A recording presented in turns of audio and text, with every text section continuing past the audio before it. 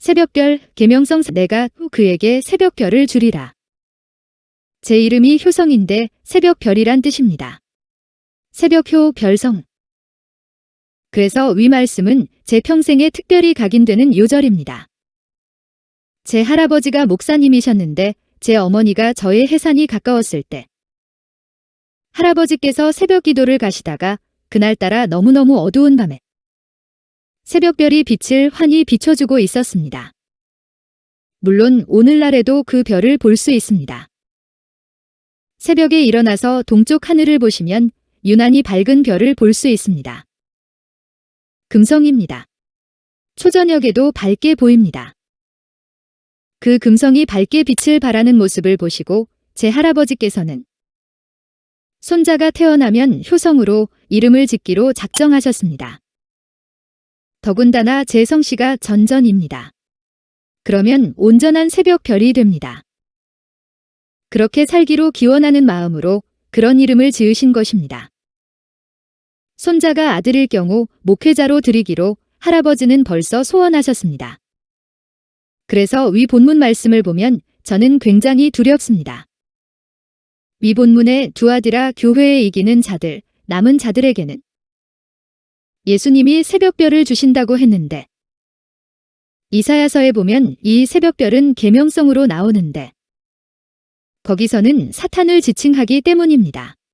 너 아침의 아들 계명성이여 어찌 그리 하늘에서 떨어졌으며 너 열국을 엎은 자여 어찌 그리 땅에 찍혔는고. 천사장이 처음에는 찬양으로 주님을 지근거리에서 섬기다가 교만으로 타락해서 계명성 루시퍼이 되었듯이 킹 제임스 성경이 계명성을 루시퍼 루서퍼로 번역했죠. 히브리어는 헤일의 빛나는 것, 모닝스타, 새벽별이란 뜻입니다. 별표 한자가 어려운데 개 10개 밝을명 별성입니다. 새벽을 여는 별, 새벽별이란 뜻이군요. 같은 새벽별, 계명성이지만 이사야서에 나오는 루시퍼가 될 수도 있고 계시록에 나오는 선한 새벽별이 될 수도 있습니다. 또 내가 그에게 새벽별을 주리라. 또한 예수님은 자신을 가리켜 새벽별이라고도 하셨습니다. 그러니까 이름이 효성 새벽별인저는 정말 어두운 세상을 밝히는 새벽별이 될 수도 있고 자칫 잘못하면 교만해서 타락한 사열내장의 계명성 새벽별이 될 수도 있다는 것입니다. 새벽별, 금성은 어두운 밤길에 나그네들에게 동쪽이 어디인지 가르쳐주는 나침반 역할을 합니다. 나그네들은 모닥불 곁에서 쉬면서도 어두운 밤을 밝히는 새벽별을 바라보면서 자기들이 나아가야 할 방향을 가늠했을 것입니다. 그러니까 새벽별의 역할은 두 가지입니다. 1. 어두운 밤을 환히 밝혀주는 것과 2. 나아갈 방향을 제시해주는 것입니다. 저는 한번 곰곰이 생각해 보았습니다. 왜 같은 성경에 똑같은 새벽별이 이사야서에서는 사탄을 지칭하고 계시록에서는 두 아들아 교회의 참성도 또는 예수님을 지칭할까? 어떻게 이렇게 성경을 기록할 수 있을까? 하고 묵상해 보았습니다. 그러다가 저는 두려움에 휩싸였습니다. 같은 새벽별이지만 사탄의 역할을 하는 계명성이 될 수도 있고 참성도 역할을 하는 새벽별이 될 수도 있는 것입니다. 그 열매를 보아서 알 수 있는 것입니다. 문은 각각 그 열매로 아나니 한 목회자가 참 하나님의 종이 될 수도 있고 자칫 잘못해서 타락하면 사탄의 사자도 될 수 있는 것입니다. 계명성과 새벽별의 차이는 열매의 결과로 구분됩니다. 태생적 차이보다는 이름이 새벽별 효성인 제가 또는 모든 성도 각자가 거짓 선지자도 될 수 있고 사탄의 사자인 계명성이 될 수 있다는 그런 경각심을 가지고 살고 있습니다. 제가 만약에 제 자신의 영광, 제 자신의 물질적 부유함, 제 자신의 욕심과 높아짐을 추구한다면 저는 새벽별이 아니라 계명성이 되는 것입니다. 그러나 밝은 태양이 떠오르면 사라지는 새벽별처럼 오직 예수님만 높이고 자신의 낮아짐을 추구하는 사람은 온전한 새벽별이며 광명한 새벽별이 떠오를 때 스스로 사라지기 원합니다. 광명한 새벽별이신 예수님의 삶 또한 그러하셨습니다. 세상에서 자기를 높이지 않고 십자가 위에서 물거품처럼 사라지셨습니다. 그러므로 그의 현재, 그의 열매를 봐서 그를 분별할 수 있습니다. 경각심을 갖자는 것입니다. 새벽별이 계명성 루시퍼가 될 수도 있기 때문입니다.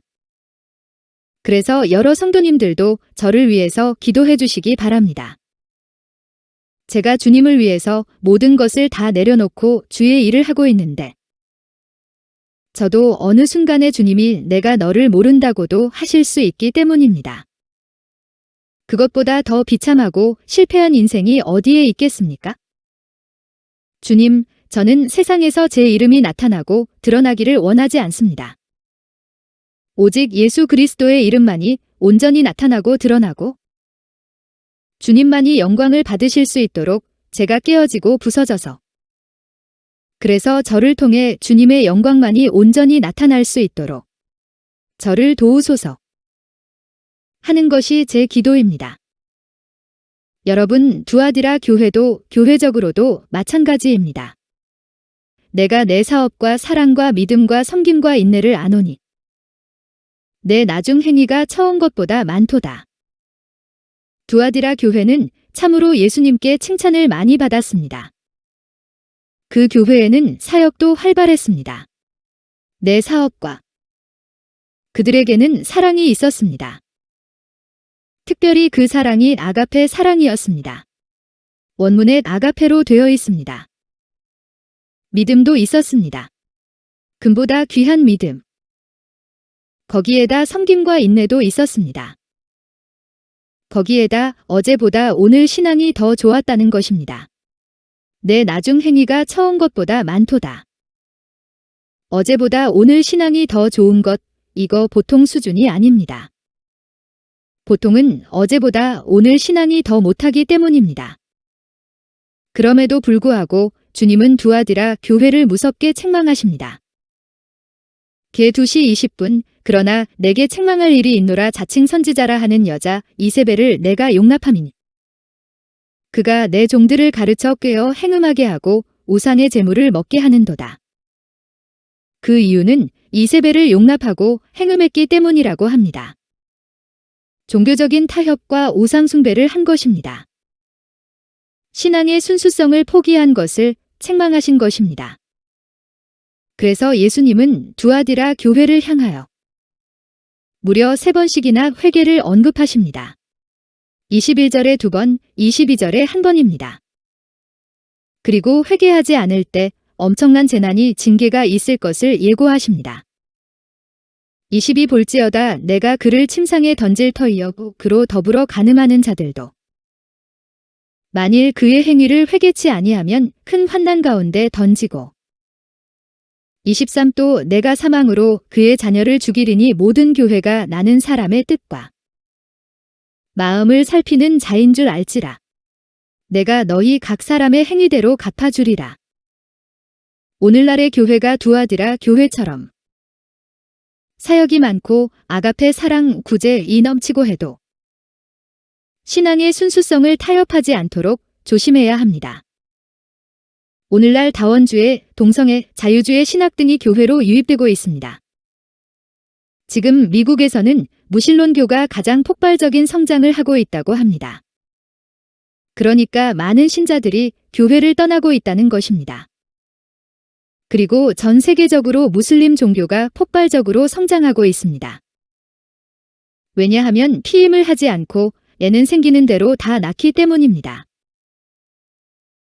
앞으로 10년이 지나면 무슬림이 세계 최대 종교가 된다고 합니다. 기독교는 감소하는 반면에 무슬림이 증가한다면 그렇게 뒤바뀌는 현상은 불보듯 뻔합니다. 물론 숫자가 전부를 말하는 것은 아니지만 우리는 속히 성경적인 신앙으로 돌아가서 무너져 내리는 기독교를 바로 세울 수 있기를 바랍니다. 새벽별은 동쪽이 어디인지를 가리켜주는 방향을 제시하는 역할을 합니다. 오늘날 이렇게 신앙적 타협이 넘쳐나는 시대에 정말 새벽별 같은 하나님의 사람이 꼭 필요합니다. 이것이 성경적 표준이다. 이것이 올바른 방향이다. 라고 가르쳐주는 사람이 오늘날 꼭 필요한 시대를 우리가 살고 있습니다. 무조건 아멘, 옳습니다 하고 따라가는 것이 좋기는 하지만 만약에 지도자가 새벽별이 되지 못하는데도, 즉 올바른 방향을 제시하지 못하는데도 무조건 아멘, 아멘 하면서 지도자를 따라가다가는 주님의 책망을 듣기 때문입니다. 새벽별 계명성근 아침 해가 떠오르면 사라지게 되어 있습니다. 목회자는 새벽별이 될 수도 있고 이사야서의 계명성이 될 수도 있습니다. 예수님이 등장하실 때 자기 존재를 사라지게 하는 분은 새벽별이고, 예수님의 등장에 관계없이 자기의 존재로 밤하늘을 지배하겠다고 발버둥치는 분, 즉 사라지기를 거부하는 분은 계명성이 될 수도 있습니다. 그 열매를 보고서 그를 알 수 있습니다. 두아디라에 남아있어 이 교훈을 받지 아니하고 소위 사단의 깊은 것을 알지 못하는 너희에게 말하노니 다른 짐으로 너희에게 지울 것이 없노라. 매 시대마다 그랬지만 마지막 때에도 교회에는 참 성도가 소수만 남을 것입니다. 두아디라 교회에 남은 자가 있을 것을 말씀하셨습니다. 저는 우리 교회에 또한 세상 곳곳에 남은 자들이 있다는 것을 압니다. 주님이 예비하신 바알에게 무릎 꿇지 아니한 7천이 있다는 것을 압니다. 그래서 저는 외로운 길을 가는 중에서도 많은 위로를 받습니다. 이 교훈을 받지 아니하고, 이 말씀은 뒤집어 보면 상당히 두려운 말씀입니다. 다시 말하면 두아디라 교회가 사역, 사랑, 인내, 섬김이 많은 활발한 교회였지만 이세벨의 교훈을 받은 사람들이 주류이고 바알 우상의 제물을 먹게 하는 교훈, 소수의 남은 자들만이 그 교훈을 받지 아니한다는 뜻입니다. 말세에는 그렇게 신앙적 타협이 많을 것이라는 예언입니다. 사탄의 깊은 것을 알지 못하는 너희에게 24. 안다는 뜻은 동침하듯이 안다는 뜻입니다. 마리아가 천사에게 내가 남자를 알지 못한다라고 했습니다. 그런 의미에서 사탄의 깊은 것을 안다는 뜻은 그와 동침하여 하나가 된다는 뜻입니다. 물론 본문은 남은 자들이 사탄의 깊은 것을 알지 못하고 라고 되어 있습니다. 그러니까 두아디라 교회의 일부 아니 주류의 성도들은 사탄의 깊은 것을 속속들이 아주 피부로 실감하며 알았다는 뜻이 유추되겠습니다. 교회로 예수 이름으로 모이고 있으면서도 그들은 사탄의 가르침을 실감하며 용납하고 있었던 것입니다. 이세벨은 열왕기상에 보면 이스라엘의 바알우상을 유행시킨 자로서, 다시 말하면 풍요와 현세주의 우상이라 할 수 있겠습니다. 거기에는 우상 숭배의 일환인 성적 타락도 포함되겠습니다.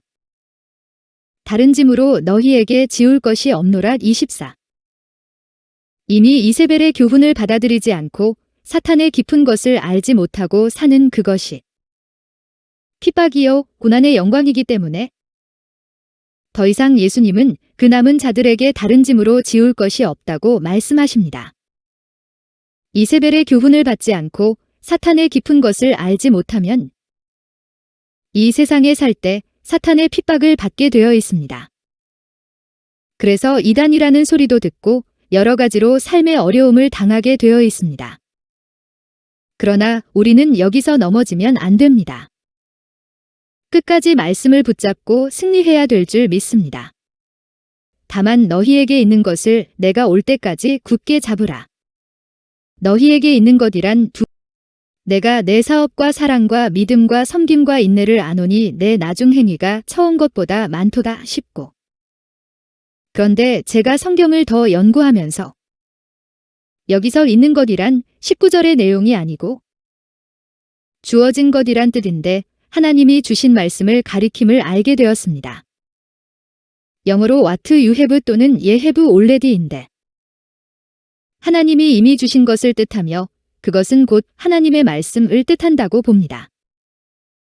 즉, 25절은 말씀을 계속 지켜나가라는 뜻입니다. 하나님이 우리에게 주신 복음, 생명의 말씀을 예수님이 다시 오실 때까지 굳게 붙잡고 지키라는 것입니다. 그것이 승리의 비결인 것입니다. 중세 교회의 역사를 보면 말씀의 권위가 약화되면서 교권이 상대적으로 강화되는 가운데 암흑기가 있었던 것을 봅니다. 말씀의 권위가 살아있으면 영적인 교권이 세워지지만 말씀의 권위가 약화되면 세속적 교권이 강화되어집니다. 그래서 세상 조직적 권위, 교회 조직의 권위가 강화되면서 어떤 공동체든지 국가든지 다시 암흑기가 찾아올 수 있습니다. 이미 그것이 지금 우리 가운데 시작되었는지도 모릅니다. 교회의 권위는 말씀의 권위요, 섬김의 권위요, 낮아짐의 권위요, 의로움의 권위입니다. 우리는 교회가 세상 조직과 똑같은 서열상 권위, 직제상 권위를 주장하는 것을 경계하고 조심해야 합니다. 말씀의 권위가 약화되었다는 증거가 되기 때문입니다. 그리고 그것은 타락의 시작입니다. 태어날 때부터 거짓 선지자로, 거짓 제사장으로 태어나는 사람은 없을 것입니다.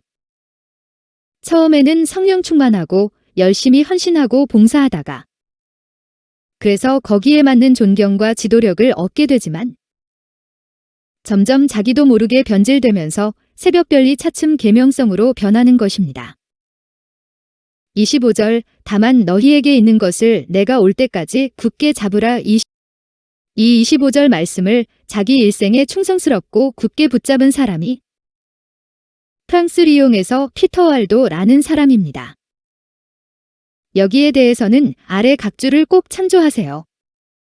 이기는 자와 끝까지 내 일을 지키는 그에게 만국을 다스리는 권세를 주리니.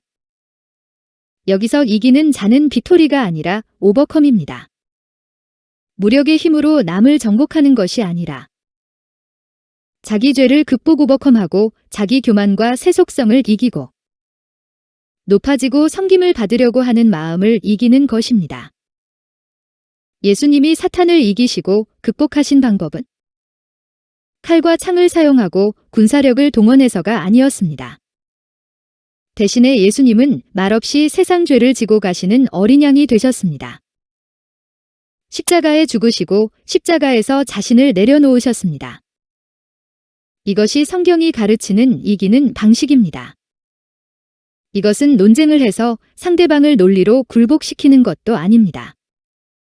주님의 뜻이 이루어지기 위해서 자기 뜻을 아버지의 뜻대로 되기 원합니다 하면서 굴복시키는 것입니다. 예수님은 자기를 십자가에 못 박는 그들의 모든 죄를 이기시고 그들의 죄의 십자가에 못 박음을 통해 그들의 죄를 용서하셨습니다. 회개하는 자마다 십자가에 자기가 죽는 그 길이 바로 승리여 이기는 길입니다. 내가 죽으면 그게 이기는 길입니다. 물론 자살하라는 이야기는 아니고요. 어떤 갈등과 대립이 있는 곳에는 내가 죽으면 그게 승리입니다. 물론 진리를 수호하되 그 이기는 방식은 내가 죽고 패배하는 길입니다. 내가 승리하고 내가 쟁취하는 것은 대개의 경우 그것은 실제로는 패배여 십자가의 원수로 행하는 길임을 잊지 맙시다. 내 일을 지키는 그에게 모든 목회 사역은 사람의 일이 아닙니다. 이것은 내 일 곧 주님의 일입니다. 그런 개념을 우리가 꼭 기억합시다. 주님의 일을 내가 너무 욕심내는 것은 어쩌면 그것을 자기 일로 여기기 때문입니다. 주님의 일을 진정 인식하는 자는 겸허해집니다. 일이 이루어지지 않아도 괜찮습니다. 내 일이 아니라 주님의 일이니까요. 자기가 열심히 최선을 다하지만 개인적 욕심을 드러내지는 않습니다.